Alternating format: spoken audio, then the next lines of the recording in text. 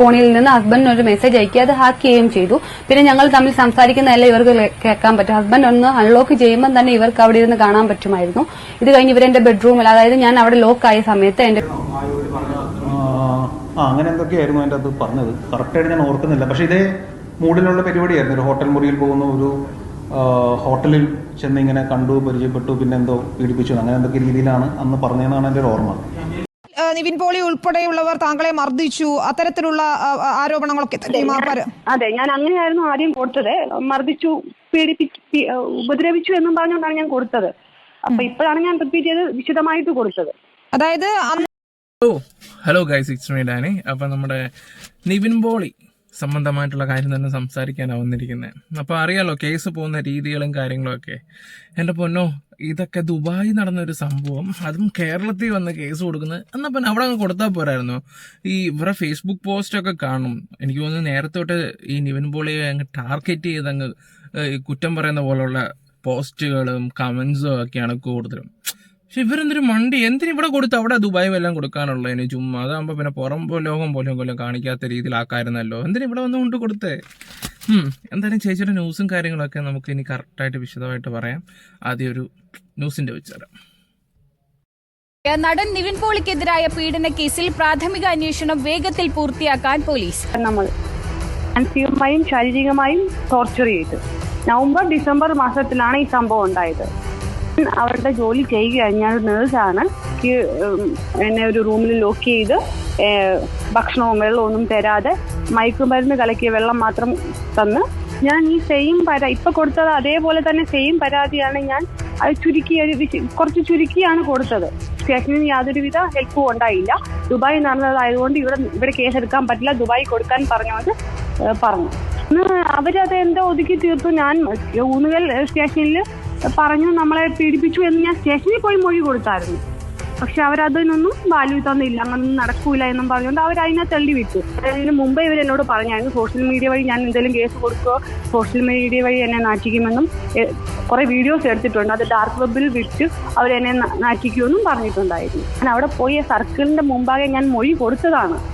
എന്നെ പീഡിപ്പിച്ചു എന്നും പറഞ്ഞുകൊണ്ട് മൊഴി കൊടുത്തു. പക്ഷെ ഇവര് പറയുന്നത് പീഡനത്തിനും തെളിവ് വേണമെന്നാണ് ഇവര് പറയുന്നത്. അങ്ങേറ്റം വരെ പോകാനായിട്ട് ഏത് രീതിക്കും ഞാൻ മുമ്പോട്ട് പോകാൻ ശാസ്ത്രീയപരമായും മുമ്പോട്ട് പോകാൻ ഞാൻ തയ്യാറാണ്. യുവതി ഒരു ഓഗസ്റ്റ് സമയത്താണ്, അതായത് 2023 കൊണ്ട് പോലീസ് സ്റ്റേഷനിൽ കൊണ്ട് കേസും കാര്യങ്ങളൊക്കെ കൊടുത്തത്. ആ സമയത്ത് പോലീസ് സ്റ്റേഷനിൽ നിന്ന് നിവിൻ പോളിയെ വിളിച്ചിട്ടും ഉണ്ടായിരുന്നു, ഇതിനെക്കുറിച്ച് സംസാരിക്കുകയും ചെയ്തായിരുന്നു. അപ്പൊ നിവിൻ പോളി കൊടുത്ത മറുപടി എന്ന് പറഞ്ഞാൽ, സാർ ഞാൻ ഇതിനെതിരെ എന്തെങ്കിലും ചെയ്യണോ അല്ലെങ്കിൽ കേസോ കാര്യങ്ങളോ എല്ലാം ഇത് ചെയ്യണോ? അപ്പൊ നിവിൻ അതിന്റെ ആവശ്യമൊന്നുമില്ല, ഇത് സത്യത്തിൽ ചുമ്മാ ഒന്നെങ്കിൽ ഫേക്ക് ന്യൂസോ വല്ല ആവാനാ കൂടുതലും ചാൻസ് ഒക്കെ എന്ന് എന്താ പറയണ്ടേ പോലീസുകാരാണ് നിവിൻ പോളിയോട് പറഞ്ഞത്. അപ്പം പുള്ളി അത് വക്കീലുമായിട്ടും കൂടെ സംസാരിച്ചായിരുന്നു. വക്കീല് പറഞ്ഞ കാര്യം എന്ന് പറഞ്ഞാൽ നിവിനെ വെറുതെ ഇനി ഇതിൻ്റെ ഇതേ പോകണ്ട, വെറുതെ നമ്മുടെ സമയം കളയും. പിന്നെന്താ പറയണ്ടേ, ഈ ഒന്നാമത് ഫെയിമിലുള്ള ആളല്ലേ, ഈ പത്രക്കാർക്കും ടി വിക്കാർക്കൊക്കെ ആഘോഷിക്കാൻ പറ്റിയ ഒരു സംഭവമാണെന്നുള്ള രീതിയിൽ വക്കീലും പറഞ്ഞു കൊടുത്തിട്ടുണ്ടായിരുന്നു. അന്നത്തെ കേസിൽ അവരെടുത്ത് പറഞ്ഞ കാര്യം എന്ന് പറഞ്ഞാൽ അവരെ ഉപദ്രവിക്കുക അങ്ങനെയുള്ള കാര്യങ്ങളൊക്കെയാണ് പറഞ്ഞത്. ഇപ്പോഴാണ് പീഡിപ്പിക്കുക എന്നുള്ള രീതിയിൽ കൊണ്ടു കൊടുത്തെങ്കിൽ അറിയാലോ, ഹേമ കമ്മിറ്റി, സിനിമ ഇൻഡസ്ട്രി ഇതുപോലുള്ള വിഷയങ്ങളൊക്കെ നടന്നുകൊണ്ടിരിക്കുമ്പോൾ പുള്ളിക്കാരി നൈസായിട്ട് വന്ന് അങ്ങ് ഗോൾ അടിക്കാനാണ് സത്യത്തിൽ നോക്കിയത്. ഇതിന്റെ ഇടയിൽ കുറച്ച് നാൾ മുമ്പ് ഇടയ്ക്ക് പോസ്റ്റും കാര്യങ്ങളും ഈ കാസ്റ്റിംഗിന്റെ ഒരു മൂവിയുടെ നിവിൻ പോളി ഇങ്ങനെ ചെയ്തായിരുന്നു. അപ്പൊ അതിന്റെ ഇടയിലും പോയി കമന്റ് ഇടുന്നതൊക്കെ ചേച്ചിയുടെ ഒരു പതിവ് പരിപാടിയായിരുന്നു. നിവിൻ പോളി ഉൾപ്പെടെയുള്ളവർ താങ്കളെ മർദ്ദിച്ചു, അത്തരത്തിലുള്ള ആരോപണങ്ങളൊക്കെ അതെ, ഞാൻ അങ്ങനെയായിരുന്നു ആദ്യം കൊടുത്തത്.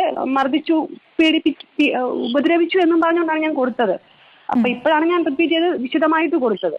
അതായത് ഞാൻ കേസ് അന്ന് ഈ ശാരീരിക പീഡനം ഉണ്ടായി എന്ന പരാതിയിൽ ഉണ്ടായിരുന്നില്ല. അത് തന്നെയാണ് ഇവർ ഉന്നയിക്കുന്ന പ്രധാനപ്പെട്ട ഒരു ആരോപണം. ശാരീരിക പീഡനം എന്ന് പറയുമ്പോൾ എങ്ങനെയാ മേഡം, നമ്മൾ പൊതുസമൂഹത്തിൽ നമ്മളിങ്ങനെ എന്നെ ബലാത്കാരമായി പീഡിപ്പിച്ചു എന്നും പറഞ്ഞ് നമ്മൾ എഴുതി വിടുന്നില്ലല്ലോ. നമ്മൾ ഒരു അന്വേഷണം വരുമ്പോൾ തുറന്നു പറയാമെന്നുള്ള രീതിയിലാണ് ഞാൻ അങ്ങനെ എഴുതി വിട്ടത്. പക്ഷെ അതിനൊരു അന്വേഷണം വന്നില്ല. ഇവരെന്തു ഈ പറയുന്നതെന്ന് സത്യം പറഞ്ഞ ഒരു പിടുത്തവും കിട്ടുന്നില്ല. എന്റെ ചേച്ചി, പോലീസ് സ്റ്റേഷൻ പിന്നെ എന്തിനായിരിക്കുന്നേ? ഉള്ള കാര്യം ഉള്ള പോലെ തുറന്നു പറയാനല്ലേ? അന്ന് നിങ്ങൾ അന്നേ ഇത് കൊണ്ട് എഴുതി കൊടുക്കേണ്ടതല്ലായിരുന്നു. ഇപ്പോഴാണോ വന്നിട്ട് ഈ കാര്യങ്ങളൊക്കെ സംസാരിക്കുന്നത്? എന്നിട്ട് ഓരോ മുടന്ത ന്യായങ്ങളൊക്കെ എന്തുവാടെ ഇത്? ആൾക്കാരെന്താ വെറും പൊട്ടന്മാരാണോ? അയ്യേ, ഒന്ന് ആലോചിച്ച് നോക്കിയേ. പൊതുസമൂഹത്തിൽ എഴുതി കൊടുക്കുന്നുള്ളവര് എന്തോ ഇവര് പറയുന്നത്? പോലീസ് സ്റ്റേഷനാണ്, പോലീസ് സ്റ്റേഷൻ. അതും സമൂഹം തമ്മിൽ എന്താ വ്യത്യാസം? നിങ്ങളുടെ കംപ്ലൈന്റ് നിങ്ങൾ അവിടെ കൊണ്ട് കൊടുക്കുന്നു, അത്രേ ഉള്ളൂ. ഇപ്പൊ ഇത് ഇത്രയും വിവാദമാവാൻ കാര്യം ഈ ഹേമ കമ്മിറ്റിയും പിന്നെ അതുപോലെ തന്നെ എന്താ പറയുക, പീഡനം എന്ന് പറഞ്ഞാൽ മതി, കുത്തിപ്പൊക്കാൻ എല്ലാ മീഡിയകളും കാണും.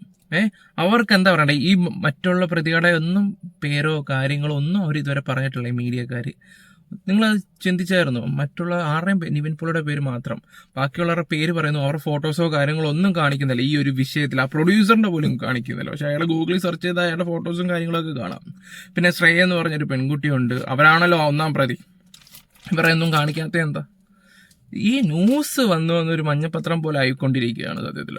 എനിക്കൊരു പിടുത്തവും കിട്ടുന്നില്ല. ഇങ്ങനെയും കുറെ ആൾക്കാരും കുറിച്ച് അറിയാൻ പറ്റത്തുള്ളൂ. പുറമേ മാന്യനും ഉള്ളിൽ കയറുമ്പോൾ, അതായത് ഈ സിനിമാ ഫീൽഡിലുള്ളവരെല്ലാം കേരളം വിട്ടു കഴിയുമ്പോൾ അവർക്ക് വേറൊരു മുഖമാണെന്ന് പറയുന്നത് അതുപോലെ തന്നെയാണ്. ഈ നിവിൻ പോളി അടക്കം ഈ മർദ്ദിക്കുക മാത്രമായിരുന്നോ? ശാരീരികമായി മറ്റ് സെക്ഷൽ ഹരാസ്മെന്റ് താങ്കൾക്ക് നേരിട്ടോ? അല്ലല്ല, ശാരീരിക പീഡനം, അതെ അതെ, ശാരീരികമായി സെക്ഷൽ ഹരാസ്മെന്റ് നേരിട്ടിട്ടുണ്ട്. ഒപ്പം ഈ അതിന് ഞാൻ എവിടെ ഏത് ശാസ്ത്രീയപരമായി എന്ത് തെളിവുകൾ പറയൂ. ശാസ്ത്രീയപരമായിട്ട് എനിക്ക് ഈ കേസ് എനിക്ക് നീതി കിട്ടുന്നിടം വരെ ഞാൻ ഇത് മുമ്പോട്ട് പോകും, ഫൈറ്റ് ചെയ്തുകൊണ്ട് തന്നെ ഇരിക്കും. ഈ മയക്കുമരുന്ന് നൽകി പീഡനം എന്നതാണോ ഈ പരാതിയുടെ ഉള്ളടക്കം? അതും അങ്ങനെയുണ്ട്, എനിക്ക് അതും ചെയ്തിട്ടുണ്ട്. MDMA എന്ന് പറയുന്ന ഇതാണ് എനിക്ക് അവർ പറയുന്നത് കേട്ട് മനസ്സിലായി. ഒരു വൈറ്റ് കളർ ഒരു ക്രിസ്റ്റൽ പോലത്തെ ഒരു ഇതായിരുന്നു. അപ്പൊ എനിക്ക് ഫുഡൊന്നും തരാതെ ഈ വെള്ളം കുടിക്കാൻ ചോദിക്കുമ്പോൾ നമുക്ക് ഈ പൊടി കലക്കിയ വെള്ളമാണ് നമുക്ക് തന്നുകൊണ്ടിരുന്നത്. ഇവരത് യൂസ് ചെയ്യുന്നുണ്ട്, ഇവർ മൂക്കിലൂടെ വലിച്ചു കയറ്റുന്നുണ്ട്. നമ്മൾ നോക്കുമ്പോൾ നമുക്ക് കാണാൻ പറ്റും ഇവരങ്ങനെയൊക്കെ ചെയ്യുന്നുണ്ടായിരുന്നു ഈ വന്ന എല്ലാവരും. അതായത് ഇത് കലക്കി, ഈ പദാർത്ഥം കലക്കിയ വെള്ളമാണ് താങ്കൾക്ക് തന്നത്? അതെ. നിവിൻ പോളി അടക്കമാണോ ഇതെല്ലാം ഉപയോഗിച്ചിരുന്നത്? താങ്കൾ ഇല്ലേ, ജൂനിയർ NTRന്റെ തെലുങ്ക് പടത്തിലെ കഥ കേട്ട പോലെ ഒരു ഫീല്. അങ്ങനെ ഒരു പടമുണ്ട് ഇതുപോലെ, പെൺകുട്ടിയെ 3 ദിവസം ഇത് മുറി കെട്ടിയിടുന്നു, ഇതുപോലെ ഡ്രഗ്സ് കൊടുക്കുന്നു, പിന്നെ മുടന്തം കുറെ എന്താ പറയാ, തെലുങ്ക് പടത്തിലെ കഥ പോലെ ഉണ്ട്. സത്യം പറഞ്ഞില്ല, ഇത് ആര് വിശ്വസിക്കാനാണ്? സത്യം പറഞ്ഞില്ല. എന്തെങ്കിലും ഇത് ഇവരുടെ സംസാരം തന്നെ കണ്ടില്ലേ, ഒരു രീതിയിൽ തന്നെ അങ്ങോട്ടും ഇങ്ങോട്ടും. എനക്കുള്ള ഏറ്റവും കൂടുതൽ ചിരി വന്നെന്ന് പറഞ്ഞാൽ CCTV കൊണ്ട് വെച്ച്, വീട്ടിൽ കൊണ്ട് CCTV വെച്ച് 3 ദിവസം കഴിഞ്ഞപ്പോൾ എടുത്തോണ്ട് പോയി. എന്റെ ദൈവമേ, ഇവർക്ക് ഞാനൊന്നും പറയുന്നത്, അത്രയ്ക്ക് ദാരിദ്ര്യം പിടിച്ചാണോ നിവിൻ പോളി? അത്രയ്ക്ക് ദാരിദ്ര്യം പിടിച്ചാണോ? നിങ്ങളൊന്ന് ആലോചിച്ച് നോക്ക്. അത്രയ്ക്ക് ദാരിദ്ര്യം പിടിച്ചവനാണോ? നിങ്ങൾക്ക് കോടികളുണ്ട് അമ്മാന വാടകയാക്ക്. സത്യം പറയാലോ, ഇങ്ങനെയുണ്ടോ മനുഷ്യരൊക്കെ വന്നിട്ട്? അയ്യോ. പിന്നെ വാട്സപ്പ് ഹാക്ക് ചെയ്തു, ഒരു മെസ്സേജ് അയച്ചു കഴിഞ്ഞ് എങ്ങനെ ഹാക്ക് ചെയ്തതും, എൻ്റെ പൊന്നെ ഹസ്ബൻഡിന്റെ ഹാക്ക് ചെയ്ത്. അയ്യോ, കഥകളൊക്കെ പറയുന്ന കേൾക്കണം. ഒരു എന്താ പറയണ്ടേ, വേണം എന്താ ഒരു കാര്യം പഠിച്ചിട്ട് പറയുക ചേച്ചി. അത്യാവശ്യം ഹാക്കിങ്ങിനെ കുറിച്ചൊക്കെ എന്തെങ്കിലുമൊക്കെ ഒന്ന് നെറ്റിലെങ്കിലും നോക്കി സെർച്ച് ചെയ്തിട്ടെങ്കിലും വന്ന് പറ. അതായിരിക്കും ഇച്ചിരി കൂടെ നല്ലത്. ഇവിടെ കാണുന്നവരും കേൾക്കുന്നവരും ഒന്നും പൊട്ടന്മാരൊന്നും അല്ല. കുറെ ആൾക്കാർ ഇത് മനസ്സിലാക്കും.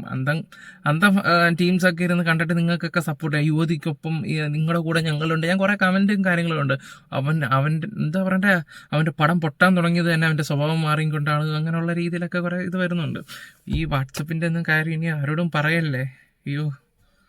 നിവിൻ പോളി അടക്കമാണോ ഇതെല്ലാം ഉപയോഗിച്ചിരുന്നത്? താങ്കൾ ഈ പറയുന്നത് പോലെ അതിപ്പോൾ എന്താണെന്ന് അറിയില്ല, താങ്കളും സൂചിപ്പിച്ചു അത് പറഞ്ഞു കേട്ടതേ ഉള്ളൂ എന്ന് പറയുമ്പോൾ പിന്നീട് എങ്ങനെയാണ് അവിടെ നിന്ന് പുറത്തു കടന്നത്?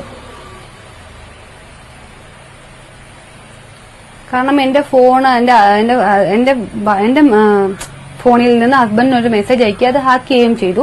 പിന്നെ ഞങ്ങൾ തമ്മിൽ സംസാരിക്കുന്നതല്ല ഇവർക്ക് കേൾക്കാൻ പറ്റും. ഹസ്ബൻഡ് ഒന്ന് അൺലോക്ക് ചെയ്യുമ്പോൾ തന്നെ ഇവർക്ക് അവിടെ ഇരുന്ന് കാണാൻ പറ്റുമായിരുന്നു. ഇത് കഴിഞ്ഞ് ഇവരെന്റെ ബെഡ്റൂമിൽ, അതായത് ഞാൻ അവിടെ ലോക്ക് ആയ സമയത്ത് എന്റെ വീട്ടില്, അതായത് ഹസ്ബൻഡ് എന്റെ വീട്ടിലോട്ട് പോകുന്ന സമയത്ത്, പുറത്തു പോകുന്ന സമയത്ത് ഇവര് ഞങ്ങളുടെ വീടിന്റെ ചാവി എവിടെ ഇരിക്കുന്നതെന്നൊക്കെ ഹസ്ബൻഡിനും ഞാൻ സംസാരിക്കുന്നവർ ഇവർക്ക് കേട്ട് മനസ്സിലാക്കിയിരുന്നു. അപ്പൊ ഇവരെന്ത് ചെയ്തു, അവർ ഒരാളിനെ വിട്ട് ഞങ്ങളുടെ ബെഡ്റൂമിൽ ഒരു ക്യാമറ വെക്കുകയും ഞങ്ങളുടെ വൈഫൈ ഹാക്ക് ചെയ്യുകയും ഹസ്ബൻഡിന്റെ മെയിൽ ID ഹാക്ക് ചെയ്യുകയും ചെയ്തിരുന്നു. അങ്ങനെ പിന്നെ പുള്ളി സംസാരിക്കുന്ന എല്ലാ ഇവർക്ക് തന്നെ കോൾ വരുമ്പോൾ 1-2 ദിവസം എനിക്ക് സംസാരിക്കാൻ അങ്ങനെ പറ്റിയില്ല. ഹലോ സുഖമാ കുഴപ്പമില്ല എന്നുള്ള രീതിയിൽ വെച്ചു. പിന്നെ എനിക്ക് ബ്രീത്തിങ് ഡിഫിക്കൽറ്റിയുടെ പ്രോബ്ലം ഉള്ളത് കൊണ്ട് ഒരു 3 ദിവസം ആയപ്പോഴത്തേക്ക് ഈ മയക്കുമരുന്നും അതും ഇതും എല്ലാം കഴിഞ്ഞപ്പോഴത്തേക്ക് എനിക്ക് ശ്വാസം വിടാൻ ഭയങ്കര ബുദ്ധിമുട്ടായി. അപ്പൊ എന്റെ സംസാരത്തിൽ നിന്ന് എനിക്ക് എന്തോ പന്തികേട് വയ്യാഴിക ഉണ്ടെന്ന് പറഞ്ഞുകൊണ്ട് ഹസ്ബൻഡ് തന്നെ എനിക്കൊരു ടിക്കറ്റ് എടുത്ത് നാട്ടിലോട്ട് കയറിപ്പോയി കുഴപ്പമില്ല എന്നും പറഞ്ഞു. ആ പോയിന്റ് നിങ്ങൾ ശ്രദ്ധിച്ചോ? അവസാനം പറഞ്ഞ പോയിന്റ് ശ്രദ്ധിച്ചോ? അതായത് ഹസ്ബൻഡ് ടിക്കറ്റ് എനിക്ക് അയച്ചു തന്നത് ഫോണിലാ. അപ്പൊ നിവിൻ പോളിയുടെ കയ്യിരിക്കുന്ന ഫോൺ എങ്ങനെ ഇവരെ വരും? ഇവർക്ക് പിന്നെ വേറെ ഏതെങ്കിലും ഫോൺ ഉണ്ടോ കയ്യിലോ? എന്തോന്നാണ് ഈ പറയുന്നത് ചേച്ചി? എന്തോന്നാ? ഹസ്ബൻഡ് ടിക്കറ്റ് അയച്ചു കൊടുത്തെന്ന്. ഫോണാണെങ്കിൽ നിവിൻ പോളിയുടെ കയ്യിൽ. പിന്നെ ആ ഫോൺ ആരുടെയാ? ഒരു ലോജിക്ക് വേണം. പിന്നെ ഫോണിന്റെ കാര്യങ്ങൾ, ഹാക്കിങ്, നമുക്കിത് വേണ്ട. ഈ കേസ് കേട്ടാൽ നമുക്ക് വേണ്ട. സത്യം പറഞ്ഞാൽ ഒരു എന്താ പറയണ്ടേ, കുറച്ച് പണം തട്ടിയെടുക്കാൻ വേണ്ടിയാണെങ്കിൽ ഈ പരിപാടി നല്ലതല്ല. സത്യം പറയാലോ, മോശമാണ്. ഒരാളെ വെറുതെ കരിവാരി തെക്കാൻ ഇപ്പം എന്താ പറയണ്ടേ, നീതി കിട്ടാൻ വേണ്ടി നിൽക്കുന്ന പെൺകുട്ടികൾക്ക് പോലും ഇല്ലാണ്ടായി പോകുന്ന അവസ്ഥയാണ് ഇപ്പം. ആണുങ്ങൾ ഇപ്പൊ കണ്ടില്ലേ, ഇപ്പം ജയസൂര്യ ഓക്കെ പ്രസ് മീറ്റിൽ വന്നിട്ട് കാര്യങ്ങൾ തുറന്നടിച്ചു പറഞ്ഞു.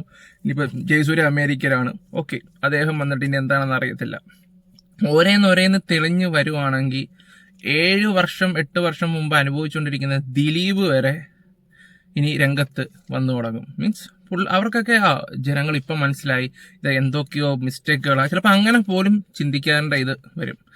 നീതി കിട്ടേണ്ട ആൾക്കാർക്ക് പോലും കിട്ടാതായി പോവും. പറഞ്ഞു മനസ്സിലായോ?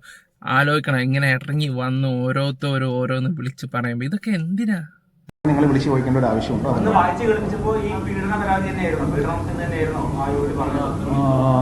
അങ്ങനെ എന്തൊക്കെയായിരുന്നു അതിൻ്റെ അത് പറഞ്ഞത്, കറക്റ്റായിട്ട് ഞാൻ ഓർക്കുന്നില്ല. പക്ഷെ ഇതേ മൂഡിലുള്ള പരിപാടിയായിരുന്നു. ഒരു ഹോട്ടൽ മുറിയിൽ പോകുന്ന ഒരു ഹോട്ടലിൽ ചെന്ന് ഇങ്ങനെ കണ്ടു, പരിചയപ്പെട്ടു, പിന്നെ എന്തോ പീഡിപ്പിച്ചു, അങ്ങനെ എന്തൊക്കെ രീതിയിലാണ് അന്ന് പറഞ്ഞതെന്നാണ് എൻ്റെ ഒരു ഓർമ്മ.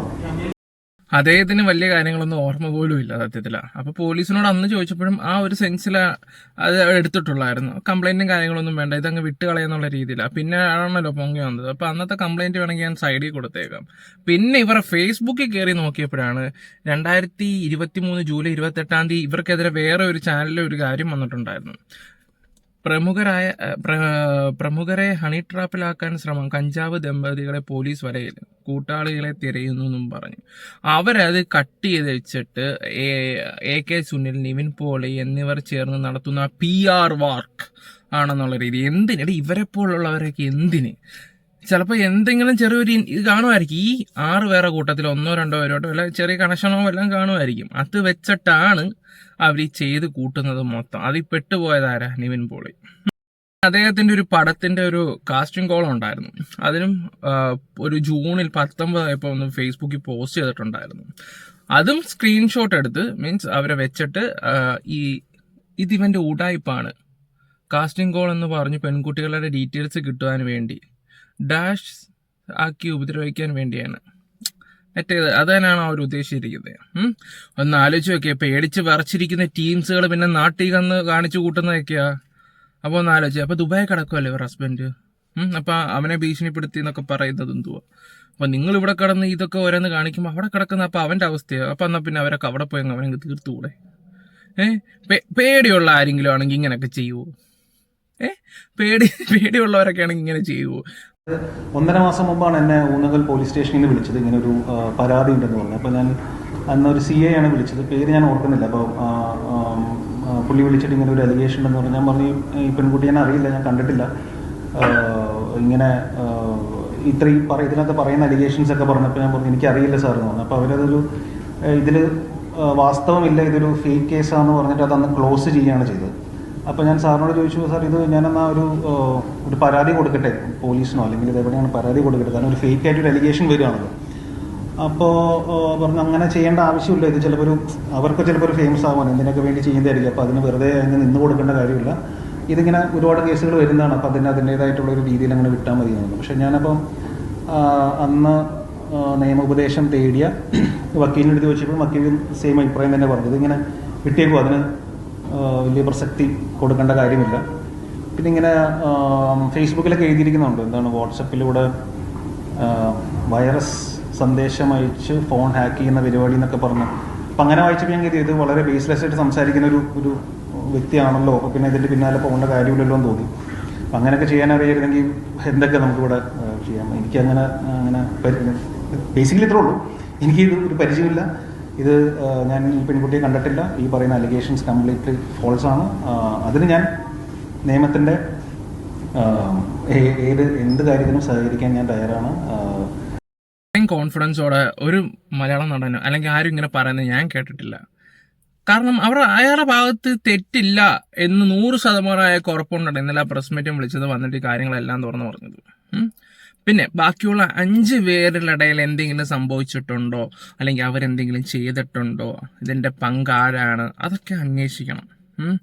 ഇപ്പം എന്താ പറയണ്ടേ, 1000 കുറ്റവാളികൾ രക്ഷപ്പെട്ടാലും ഒരു നിരപരാധി ശിക്ഷിക്കപ്പെടലും അങ്ങനെയാണല്ലോ പറയുന്നത്.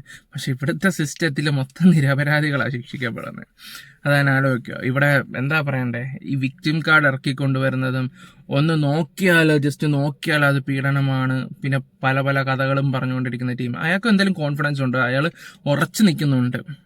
ഇത് ഏതറ്റം വരെ പോകാനും നീവൻ റെഡിയാണ്. നീവിൻ അപ്പം പിന്നെ ദമ്പതികൾ സൂക്ഷിച്ചോ.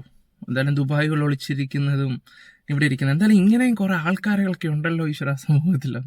ഓക്കെ ഗൈസ്, അപ്പം നമ്മുടെ വീഡിയോസും കാര്യങ്ങളൊക്കെ ഇഷ്ടപ്പെട്ടാൽ ലൈക്കും ഷെയറും സബും ഒക്കെ ചെയ്യുക. Love you.